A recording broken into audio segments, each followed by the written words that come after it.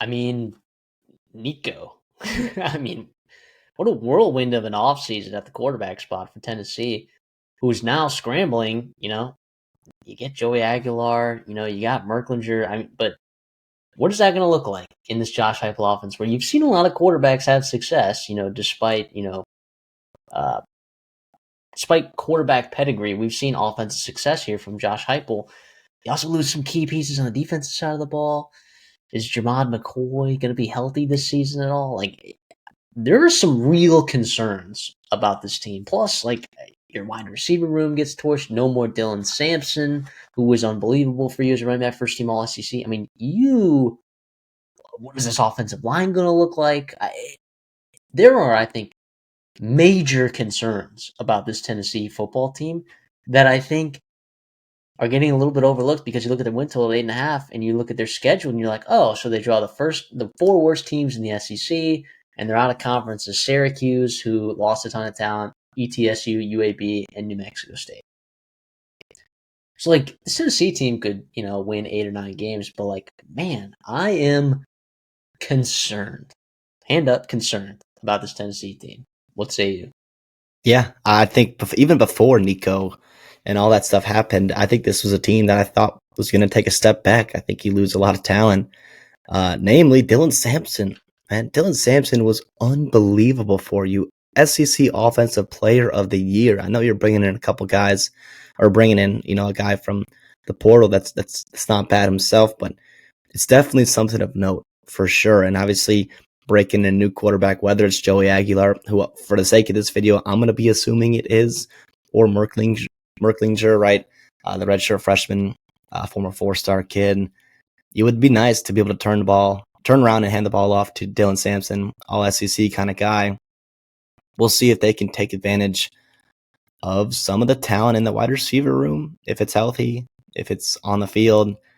But yeah, it's one that, yeah, I think their schedule does them a lot of favors, and they were a playoff team last year, by the way. People forget, they were a legit playoff team last year. Yeah, and we saw With the how that went schedule, down. it was clear once they got there that there were maybe other teams that probably deserved to get in, or I shouldn't Yeah, say deserved, maybe better teams that could have gotten it. There were teams better than Tennessee that were not in the playoffs. yeah. Alabama was a better team, and they lost. Well, I take it back. I don't know. South Carolina, Ole Miss, definitely with teams, but also they also ran into a buzzsaw that was Ohio State, and they did that to Oregon, and they did, that was not necessarily all on Tennessee. But this is a new year, right? And for Josh Heupel, I think you kind of just assume that they're going to be good offensively, but the reality is, the past couple years, it's been that defense that's been keeping them in ball games and helping them go to the playoffs. And here we are now with a new look offense, new look quarterback, new running back room, losing a couple veterans from that wide receiver core, and you're breaking in a couple young, talented, albeit tackles this year. We'll see how it goes. We'll start with the skill positions at running back. Deshaun Bishop, I think, is a very good player. Maybe he's not Dylan Sampson, but he's a damn good player. All right, so we're not going to sleep on him. We're not going to just say oh my gosh, this running back room's screwed without Dylan Sampson. John Bishop is a very good running back. All right, not to mention Star Thomas coming from Duke, previously at New Mexico State as well. He was really good for Duke as well last year. So I like what you got there. Peyton Lewis, highly rated recruit that got some opportunities last year as a true freshman. So I'm not worried about this running back room at all. Despite, you have no reason to worry about this room, right? No, I think, you obviously miss Dylan Sampson. He's a freaking stud. He was a monster for you, but in the aggregate, it doesn't get that much worse. But it's also yeah. The wide receiver room is where you lose Brew McCoy, you lose Dante Thornton, you lose Squirrel White, and so now you're trying to replace all that, and you didn't really dip too much in the transfer portal at all.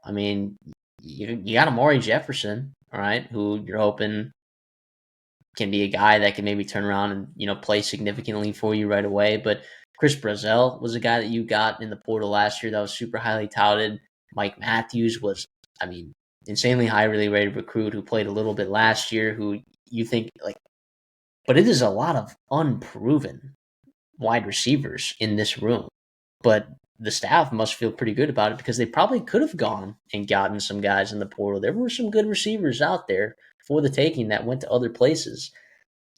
Where are you at with this wide receiver room? Because even with Brew McCoy, Dante Thornton, and Squirrel White, like it didn't feel like the dominant wide receiver room that you would expect it to be year over year. And if it's worse than that, then I think they got a real problem considering the downgrade at quarterback. It could be for sure. I think Brazil is obviously has some question marks with his health, also with some off the field stuff. Assuming that he's like available for all the games, like I think he's a very, very good receiver for you. Is he the best, like true X wide receiver, like wide receiver one in the SEC? Not really close. But I think you're looking at those second year guys in Mike Matthews, former 5-star kid, Braylon Staley, a guy that seems to be coming on as of late. Those are guys that I think you want to talk about the potential of this room meeting its max. Like those are the two guys I'm looking at. How quickly can they become acclimated to play in the SEC? And obviously his connection with Joey Aguilar or whoever's playing quarterback for Tennessee.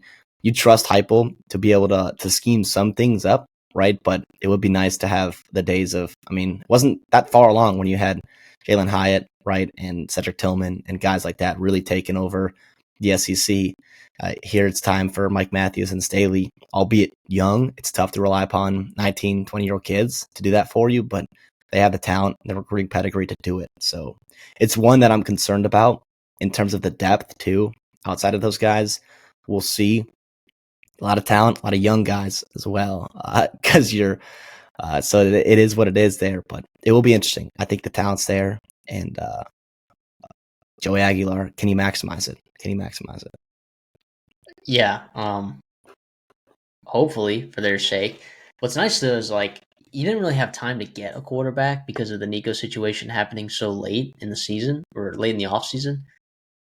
But this wide receiver room for 2026 and beyond is pretty loaded, assuming that some of these guys prove out to produce a little bit with their combined youth and then the experience that they'll get in 2025. Like that's a good looking room. Maybe an attractive situation for a quarterback in the transfer portal to come in. Or Brandon Faison, right? Tennessee fans, like yeah, one of the top quarterback prospects we've seen in a while. But yeah, exactly. Or if George McIntyre, is a guy, or Merklinger. I don't know what it'll look like at the quarterback spot 2026 and beyond. But wide receiver room looks good for the future, just maybe not for 2025. At tight end, you're chilling. They did no seeking out in the transfer portal. Kitzelman is very good. You like Ethan Davis as well, and then everything else that you get from anyone is just going to be great, right? And then the offensive line, I'll let you touch on this. I mean, it's interesting. You got new faces combined with unproven talent, and I'll say this about Sam Pendleton. Like, yeah, he was pretty good for Notre Dame, but like, I don't know that he starts on that Notre Dame offensive line this year in 2025. So, like, what are we getting with this offensive line here with just a lot of new pieces elsewhere on the offense as well? Yeah, so not only you bringing in a couple transfers, a couple freshmen or a freshman or two, right, with obviously redshirt freshman Jesse Perry trying to work in that right guard spot. Also, David Sanders, kind of one of your headliners in your recruiting class, which is a big time win for Tennessee. He's going to be having high expectations to play at right tackle. Yeah, it's pretty much a brand new offensive line. And I know Lance Hurd wasn't great.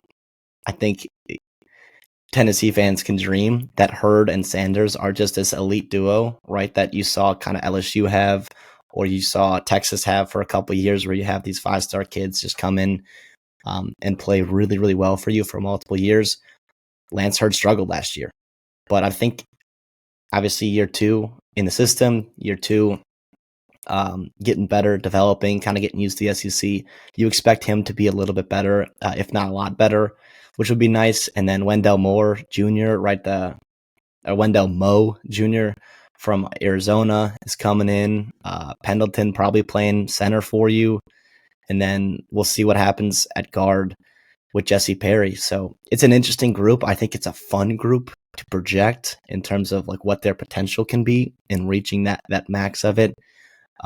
Similarly to your quarterback room, similarly to your wide receiver room, I think in 2026, this offensive line group looks a whole heck of a lot better and more fun than what you'll see in 2025. You might see some growing pains, which is frustrating to hear, obviously, because you want to win now. And with this schedule, you can win now. But that's what I'm kind of getting to. Is that crazy to say? Yeah. Question marks just littered this offense. And sometimes that's negated by coaching, like Josh Heupel over the last couple years.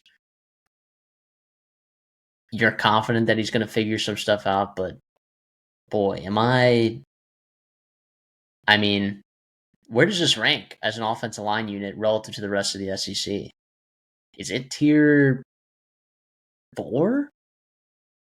Is it tier 3, tier 4?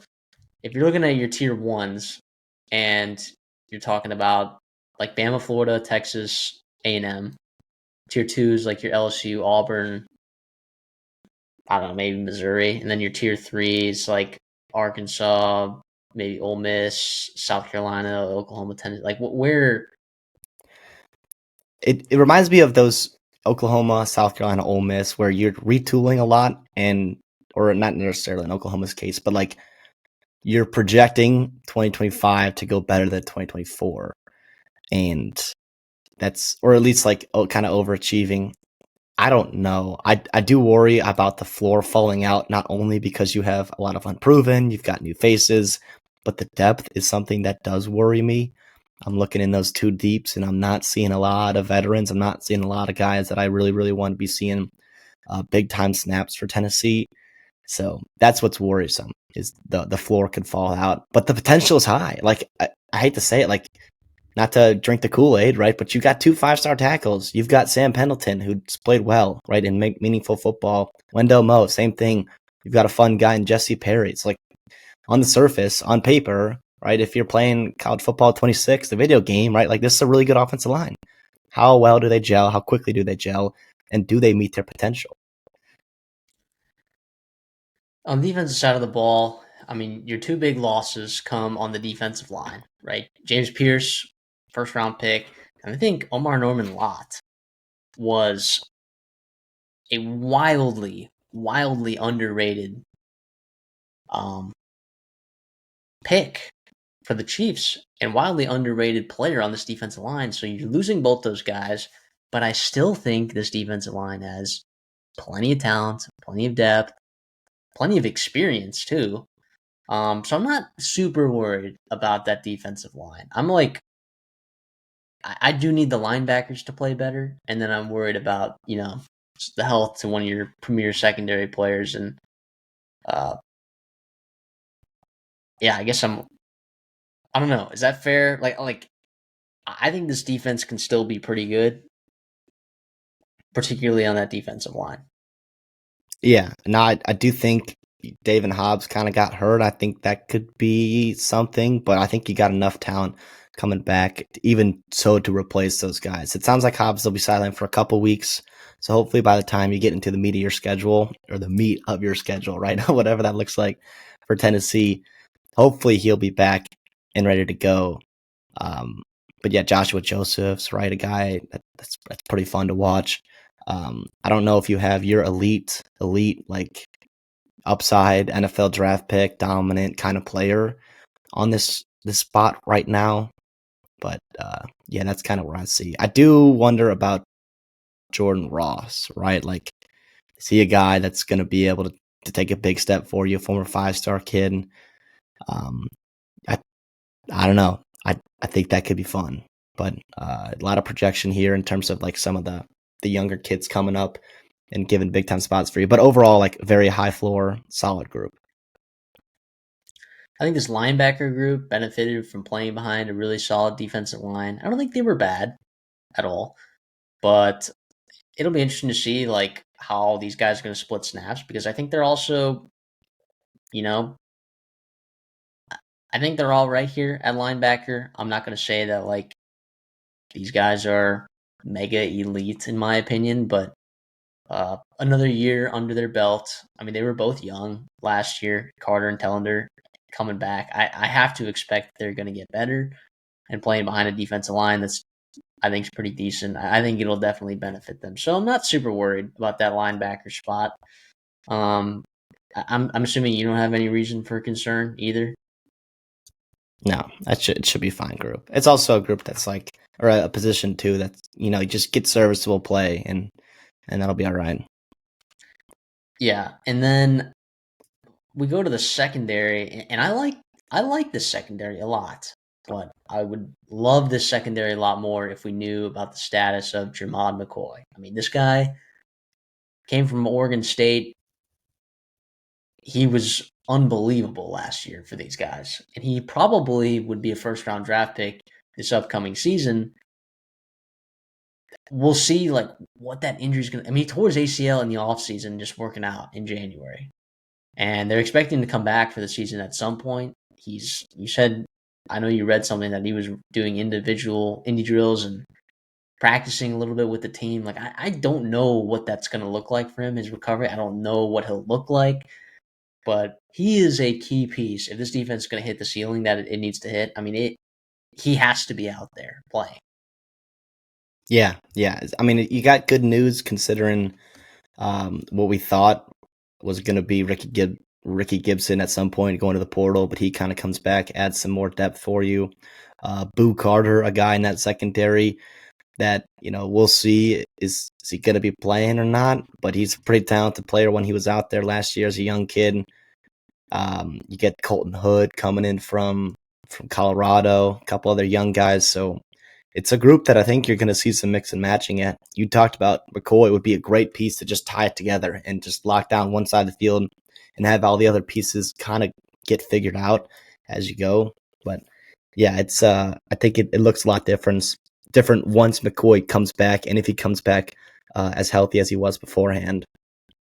But at least you have some depth to kind of manage that, and you can kind of ease your way in. Although we talked about it a little bit off air, where like that Mississippi State game. I know Mississippi State's supposed to be one of the worst teams in the SEC, but we did our preview on them. I encourage you to go check that out.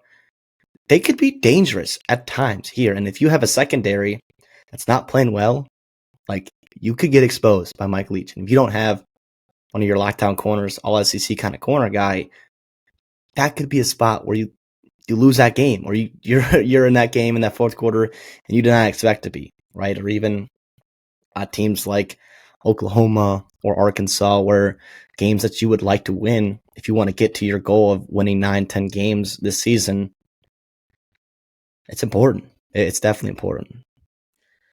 Yeah, but even if Jermon McCoy is out for an extended period of time, I still would be mostly confident in this defense. I think this will be a strength of the team, of course, the defense, assuming that the linebackers, take a step. I'm very just concerned about that offense. If you want to go back to that, special teams, I think they'll be fine. They get their kicker and punter back.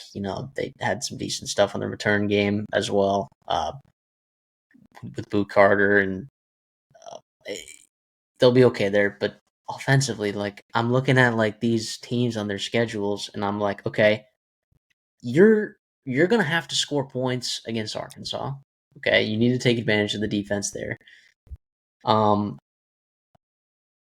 are you gonna do about Oklahoma? Like with this schedule, you should have 4 out of conference wins. Although Syracuse is not a layup, but you're double digit favorites, right? At a neutral site. Go win that game. If you don't, I think getting to 8.5 might be a little bit tough. ETSU, UAB, New Mexico State, Syracuse. Let's call it 4-0. Okay. Then you got to find a way to win 5 games in the SEC. Fortunately, you play the 4 worst teams in the SEC, or projected worst teams: Vanderbilt, Kentucky, Arkansas, and Mississippi State. Although you lost to Arkansas last year, you got to go on the road to play Mississippi State. And then beyond that, like, even if you win all of those games, you have to find one win between Florida, which I don't think is happening, Oklahoma, you could win that game. Alabama on the road, no. Georgia, no. So, like, it's going to come down to you have to win those games in the SEC that you're supposed to win, and then you're likely going to have to beat Oklahoma at home. Yeah.